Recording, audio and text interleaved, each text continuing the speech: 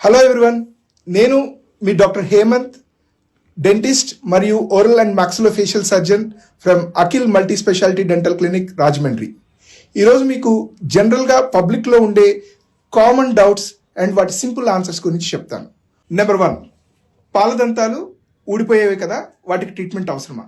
Yes, పాలదంతాలు ఊడిపోయినప్పటికీ అవి అన్నీ ఒకేసారి ఊడి ఒకేసారి రావు. పాలదంతాలు 6వ నెల నుంచి రావడం మొదలుపెట్టి 2వ సంవత్సరం వరకు వివిధ ప్లేసుల్లో ఒక్కొక్క దంతం వస్తూ జరుగుతుంది. ఆ వచ్చిన దంతాలు మళ్ళీ 6వ సంవత్సరం నుంచి ఊడడం మొదలయ్యి శాశ్వత దంతాలు అంటే పర్మనెంట్ టీత్ రావడం మొదలు పెడతాయి. ఈ ప్రక్రియ 6వ సంవత్సరం నుంచి మొదలయ్యి 13వ సంవత్సరం వరకు కూడా కొన్ని పళ్ళు ఊడి కొన్ని పళ్ళు వస్తూ ఉంటాయి.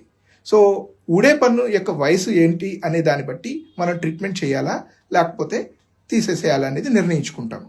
ఈ ఊడిపోయే దంతం 13 సంవత్సరాల వరకు ఉండవలసిన దంతం 6వ సంవత్సరంలో నొప్పి వచ్చి తీసేస్తే ఆ దంతం లేకపోవడం వలన ఆహారం సరిగా నవలక, ఆ ప్రాపర్ డైజెషన్ అవ్వక ఆ పర్సన్కి న్యూట్రిషన్ అందదు.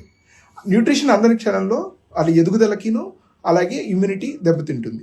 మనం తీసేసే దంతమే ఊడిపోయే దంతం కదా అని వదిలేస్తే అది వాళ్ళ ఎదుగుదలకును ఇమ్యూనిటీ ఎఫెక్ట్ చేస్తుంది. కాబట్టి తప్పనిసరిగా ఆ దంతాలను కాపాడుకోవాల్సిన బాధ్యత వారి ఎదుగుదలకి. ఈ 4 గురించి మీకు ఒక్కొక్క రోజు ఒక్కొక్క టాపిక్ చెప్తాను.